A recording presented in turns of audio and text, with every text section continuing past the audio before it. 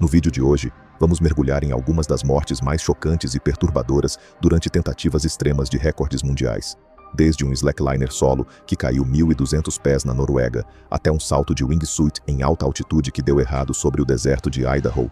Cada história testa os limites do risco humano e termina em tragédia. Era 19 de agosto de 2015, no Vale de Holmsdalen, na Noruega. O vento soprava suavemente pelas falésias, enquanto o desfiladeiro abaixo se estreitava em uma fenda sombria de rocha e água. Pouco depois do meio-dia, um grupo se reuniu silenciosamente na crista. Um homem estava sozinho na beira, descalço, semicerrando os olhos para o sol. Lucas Fer tinha 29 anos, era engenheiro estrutural de Colônia. Nos verões, ele desaparecia nos Alpes, perseguindo linhas altas entre os picos. Entre os slackliners, ele era respeitado por sua calma sob pressão e sua abordagem minimalista, usando apenas o necessário para se manter vivo. Highlining é como andar na corda bamba em alturas extremas. Os atletas caminham sobre uma fita estreita, esticada bem acima do solo, muitas vezes sobre penhascos ou vales, usando apenas equilíbrio e concentração para se manterem em pé enquanto ventos fortes ameaçam derrubá-los. Ele frequentemente caminhava com uma corda de segurança, mas estava cada vez mais se movendo em direção ao solo, sem arreios. Para Lucas, o risco não era rebeldia, era controle. Os patrocinadores se afastaram quando ele começou a recusar os arreios, mas um coletivo de cinema austríaco concordou em documentar essa caminhada. Lucas ajudou a projetar as âncoras para a linha de 4.300 pés, verificando 3 vezes cada parafuso. A linha estava suspensa a 1.200 pés acima do fundo do desfiladeiro. Ele escolheu essa linha em Holmsdalen porque era longa, limpa e silenciosa. Sem praticantes de base jump, sem drones, apenas granito e ar. O objetivo era simples: caminhar na highline solo mais longa da história. Ele havia treinado isolando segmentos e ensaiando técnicas de correção do vento. O tempo naquela manhã estava claro, mas instável, com ar calmo intercalado por rajadas erráticas. Ele sabia que o vento nunca se mantinha perfeitamente, mas parte do desafio era se adaptar em tempo real. Naquele dia, às 12h10 da tarde, ele pisou na linha. Sua equipe disse que ele se movia de forma constante, seus pés agarrando a fita com um leve movimento, joelhos dobrados. A cerca de 1.400 pés, a linha começou a balançar em um amplo arco lateral. Ele se agachou para estabilizar e esperou. O vento diminuiu. Ele se levantou e retomou. Ninguém sabia que era a última vez que ele se levantaria. Por volta da marca de 1.500 pés, uma rajada mais forte o atingiu. Seu torso inclinou-se para a esquerda, braços abertos. Ele se lançou para contrabalançar, mas seu pé pousou ligeiramente fora do centro na fita oscilante. Por uma fração de segundo, ele pairou, braços congelados, coluna arqueada. Então a tensão cedeu. Ele caiu como um fio rompido. Seu corpo girou uma vez em queda livre antes de desaparecer na garganta de granito do desfiladeiro, o som engolido antes de alcançar os penhascos distantes. Ele atingiu uma saliência irregular no meio da face do penhasco, ricocheteando violentamente antes de continuar a queda. Testemunhas descreveram mais tarde um estalo agudo e ecoante que cortou o vale.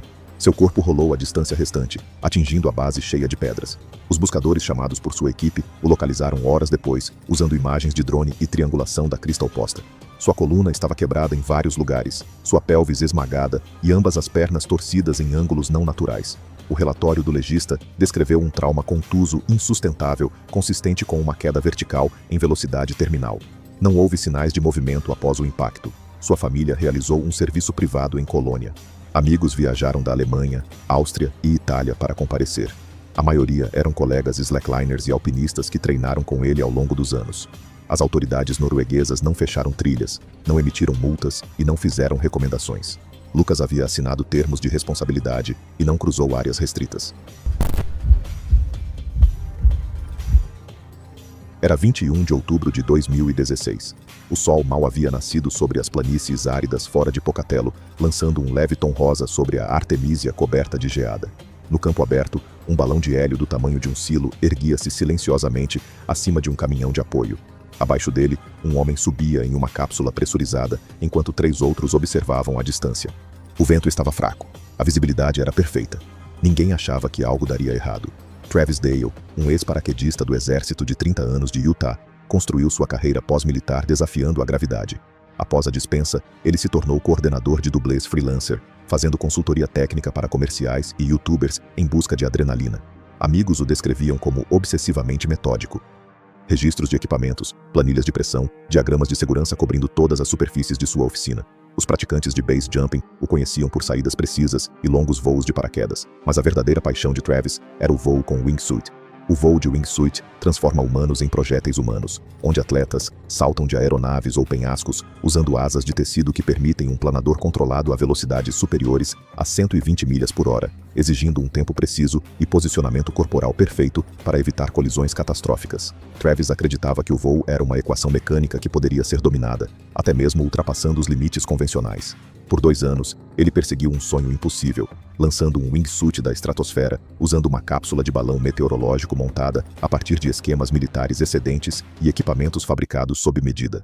O sistema havia sido testado sem tripulação várias vezes. A cápsula estava equipada com válvulas de ventilação automáticas, suprimento interno de oxigênio e uma escotilha de pressão selada. Seu traje, um wingsuit reforçado com reforços internos de fibra de carbono, havia sido modificado para estabilizar o desdobramento inicial em altitudes extremas. O objetivo era uma saída limpa a 41 mil pés, bem acima das altitudes de cruzeiro das companhias aéreas comerciais. Travis apresentou divulgações parciais às autoridades e manteve o salto em sigilo para evitar interrupções regulatórias. O local de lançamento foi escolhido em um trecho remoto do espaço aéreo para evitar a detecção por radar, e nenhum transponder ativo foi usado durante a subida. Sua equipe em terra era reduzida, apenas 2 amigos e um observador, rastreando-o via rádios portáteis e um localizador GPS comercial. Eles operavam de uma van sem identificação perto da borda de um leito de lago seco, a quilômetros da estrada pavimentada mais próxima. Sua equipe de solo era reduzida, 2 amigos e um observador, rastreando-o via rádio e baliza de GPS. O lançamento do balão começou ao amanhecer. A cápsula subiu constantemente através da atmosfera rarefeita, alcançando 12.430 metros às 7h52 da manhã. Travis comunicou-se por rádio com o controle em terra para relatar que todos os sistemas estavam normais. Ele despressurizou a cabine e abriu a escotilha para o ar de menos 60 graus. No momento em que ele pulou, os observadores em terra notaram que algo estava errado. Em vez do deslize gracioso que ele havia praticado milhares de vezes, Travis inclinou-se violentamente para frente e começou a girar. O rádio dele ficou em silêncio. Então, como se não pudesse piorar, a asa esquerda do seu traje se rasgou, sendo recuperada em pedaços 3 milhas adiante.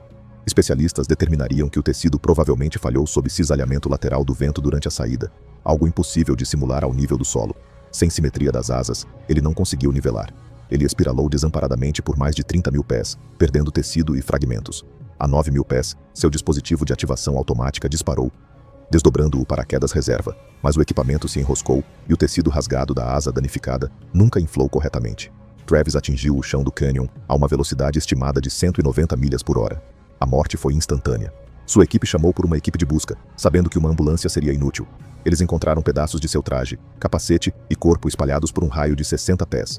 Seu memorial foi realizado em particular em Ogden, com a presença de colegas saltadores, família e amigos do exército.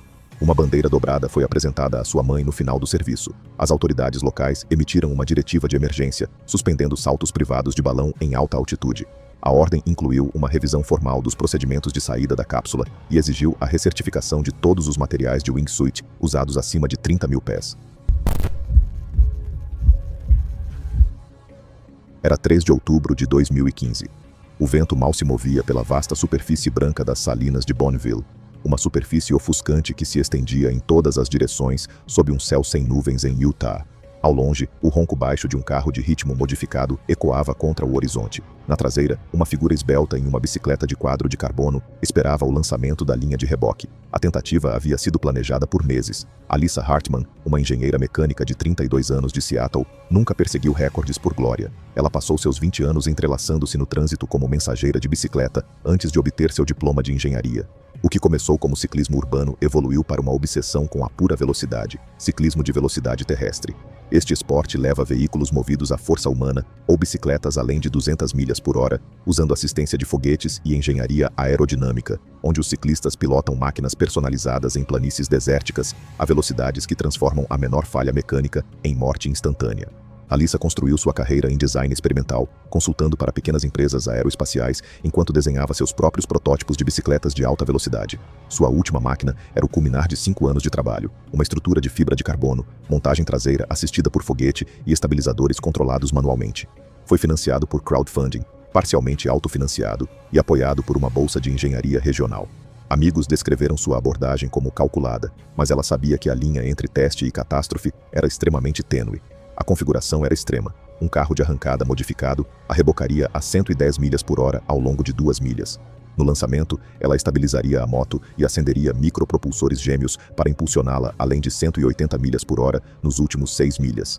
As planícies de Bonneville eram ideais, planas, abertas e secas. Ela havia completado 4 corridas anteriores abaixo de 160 milhas por hora, sem incidentes. A equipe dela incluía 2 engenheiros, um paramédico e um motorista de carro de apoio com experiência em velocidade terrestre. Eles seguiam listas de verificação rigorosas antes de cada tentativa, mas o terreno havia mudado após a chuva recente.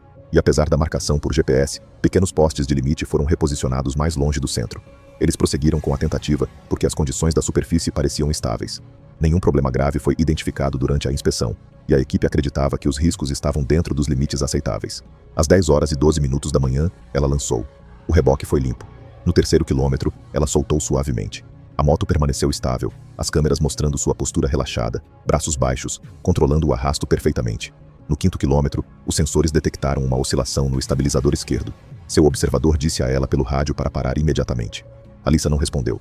Ela já estava além da velocidade onde frear com segurança era possível, e qualquer mudança repentina poderia ter feito a bicicleta deslizar. A roda dianteira começou a oscilar visivelmente. Ela manteve sua linha, comprometida com a corrida. Então, os propulsores dispararam. Ela foi arremessada para frente por quase 300 pés, rolando enquanto fragmentos da bicicleta despedaçada se espalhavam atrás dela. Testemunhas descreveram o impacto como um baque surdo, mais sentido do que ouvido, seguido por uma nuvem de poeira fina de sal que irrompeu de onde ela atingiu. Ela aterrissou de peito, em um ângulo raso, seu impulso a arrastando pela superfície crostosa como uma boneca de pano. A força rasgou seções de seu traje protetor, expondo o tecido cru por baixo.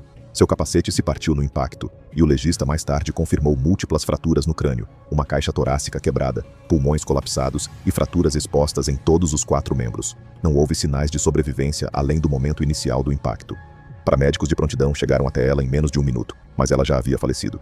Sua família realizou um memorial silencioso perto da ilha Bainbridge, espalhando suas cinzas sobre o Puget Sound.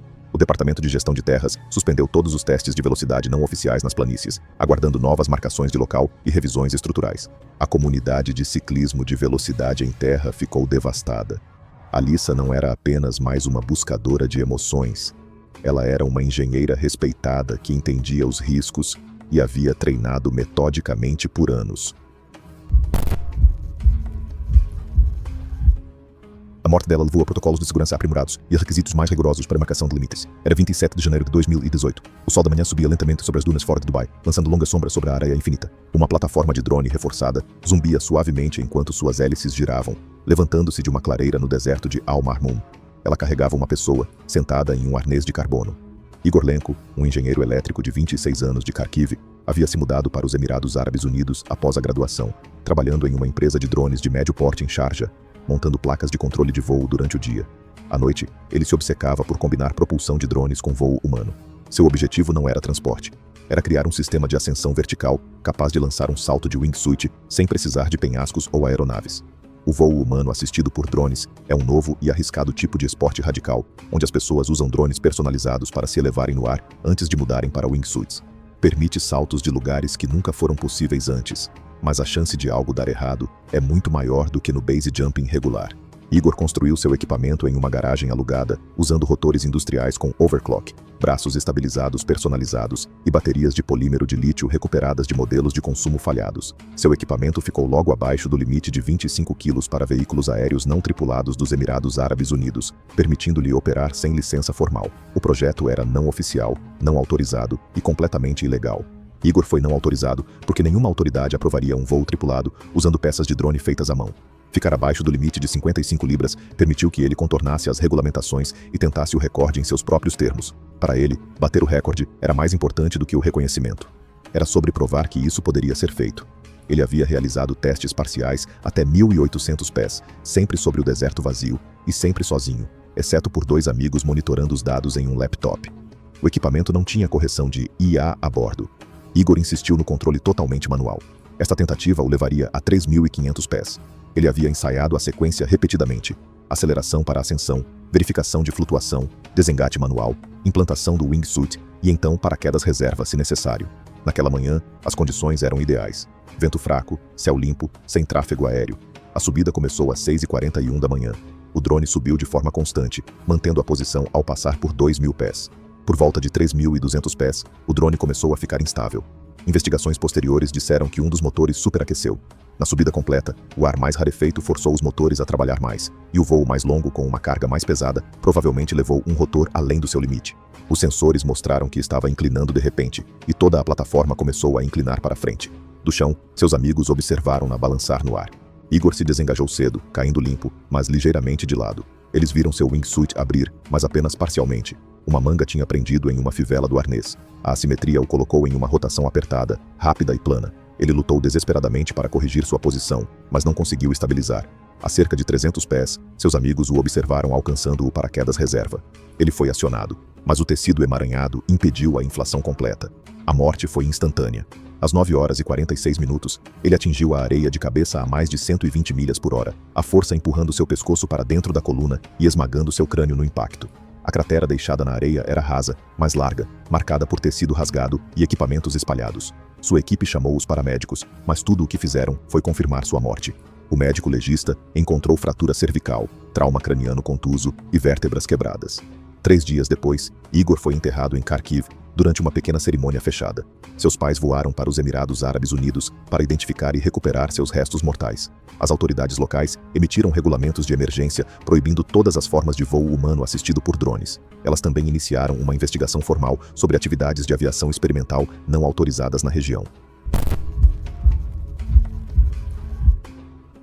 Era 17 de julho de 2018.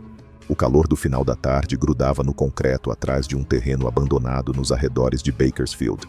Uma pequena multidão se reuniu atrás de fitas improvisadas, principalmente operadores de câmera, cineastas independentes e alguns entusiastas de acrobacias. No centro da área desimpedida estava um homem em camadas pesadas de material resistente a chamas, seu rosto tenso de concentração. Então, um cronômetro começou. Marcus Lang, um trabalhador de armazém de 36 anos de Riverside, havia construído uma vida modesta entre turnos no centro de distribuição e trabalhos de acrobacias freelance. Ele tinha feito pequenas cenas com fogo para filmes estudantis, atrações assombradas e produções de baixo orçamento, queimaduras que duravam menos de 30 segundos, sempre com oxigênio de backup. Mas Marcus queria algo maior. Inspirado pelo recorde de 4 minutos e 20 segundos de Hollywood, ele treinou por mais de um ano para completar uma queima de corpo inteiro de 5 minutos sem aparelho de respiração. Mas Marcus não estava atrás de fama, apenas de validação pessoal. Ele estudou ciência do fogo obsessivamente, testando combinações de gel e materiais de trajes em seu quintal. Sem patrocinador oficial, ele comprou roupas à prova de fogo e gel para queimaduras do próprio bolso, encomendando o equipamento de um fornecedor de pirotecnia no Arizona. Sua configuração era básica, mas estruturada. 2 homens manuseavam extintores e tanques de água. O traje tinha 3 camadas: algodão, tecido resistente ao fogo e gel retardante de chamas. Seu rosto foi tratado com creme de barreira adicional e suas luvas tinham forros reforçados. Não havia médico de emergência no local, apenas proximidade com os limites da cidade para uma resposta rápida, se necessário. Algumas equipes de filmagem gravaram para conteúdo na web. Nenhum coordenador de dublês profissional estava envolvido. Às 4h30 da tarde, eles iniciaram o cronômetro e a faísca. A queima começou suavemente. As chamas subiram pelos braços e pernas dele, depois se espalharam pelas costas e peito. Nos primeiros 2 minutos, Marcus permaneceu perfeitamente imóvel, respirando superficialmente através dos dentes cerrados. Às 2h45, as testemunhas notaram que seus joelhos começaram a tremer. No minuto 3, Marcus estava tossindo levemente, quase inaudível sob o rugido das chamas. Então ele se inclinou ligeiramente para a frente, mudando seu peso, e cambaleou 2 passos. Uma luva mostrou degradação visível, material enrolando, expondo a pele por baixo. O gel protetor tinha se desgastado mais do que o esperado em áreas de alta fricção. As áreas das articulações degradaram-se mais rápido do que os testes de laboratório haviam sugerido, algo visível apenas quando o traje já estava em chamas. Marcus desabou para a frente, ainda completamente envolto em chamas. Depois de perceberem que algo estava errado, a equipe de extinção correu, mas a parte de trás das pernas e parte do rosto dele queimaram mais rápido do que o esperado. Eles lutaram desesperadamente para apagar as chamas. Marcus gritou por vários segundos, depois ficou em silêncio. A equipe levou mais de 20 segundos para apagá-lo completamente, tempo suficiente para que os danos se tornassem irreversíveis. Seu corpo estava mole e não respondia. Sua equipe chamou por ajuda. Os paramédicos chegaram em poucos minutos. Ele tinha queimaduras de 3º grau em 95% do corpo, e suas vias aéreas estavam gravemente danificadas pelo calor e inalação de fumaça. Ele foi levado às pressas para a unidade de queimados do Kern Medical e colocado em um ventilador, mas sua condição era crítica e deteriorava-se rapidamente. Ele morreu pouco depois da meia-noite devido a trauma térmico e insuficiência respiratória. Sua cremação foi realizada discretamente em Riverside 4 dias depois. O serviço durou menos de 1 hora e permaneceu fechado ao público. As autoridades investigaram o incidente e multaram os organizadores informais por múltiplas violações de segurança. Eles emitiram um aviso público contra acrobacias com fogo não autorizadas, sem supervisão médica. Era 24 de junho de 2016. O sol brilhava intensamente sobre uma faixa de asfalto fechada, atrás de um shopping no sul de Los Angeles. Uma fila de voluntários ajoelhava-se ombro a ombro no meio do terreno, olhos para a frente, mãos no chão. Na extremidade oposta, uma rampa de lançamento de madeira compensada estava apoiada por tijolos, suas emendas cobertas com fita adesiva e repintadas. Música tocava de uma caixa de som portátil. Ninguém estava mentalmente preparado para a tragédia iminente. Devin Haskins, um skatista de 25 anos de Modesto, cresceu andando de skate em meio-fios e estacionamentos por toda a Califórnia Central. Ele era conhecido nos círculos locais por sua consistência técnica, manobras de flip, linhas em switch e combos rápidos de manual. Ele não era um profissional, mas havia construído um público fiel online através de filmagens em parques e manobras cada vez mais arriscadas no quintal. Ultimamente, Devin começou a incorporar participantes ao vivo em seus saltos. Amigos, voluntários, qualquer pessoa disposta a se agachar e ficar imóvel enquanto ele saltava por cima. Isso dependia de um tempo preciso e execução impecável, pois até pequenos erros de cálculo poderiam resultar em ferimentos catastróficos ou morte. Devin tinha feito um ensaio na semana anterior, usando manequins e adereços de PVC. Devin acreditava que a atenção era conquistada pela escala. Quanto mais pessoas no túnel, mais o algoritmo o recompensava. 30 era seu limite anterior. Naquele dia, ele estava tentando 37, um número que levaria tanto suas habilidades quanto sua sorte ao limite absoluto. O evento havia sido organizado casualmente pelo Instagram. O shopping não havia autorizado o evento e a presença de segurança era mínima. Devin alugou um gerador e usou madeira de sucata para a rampa.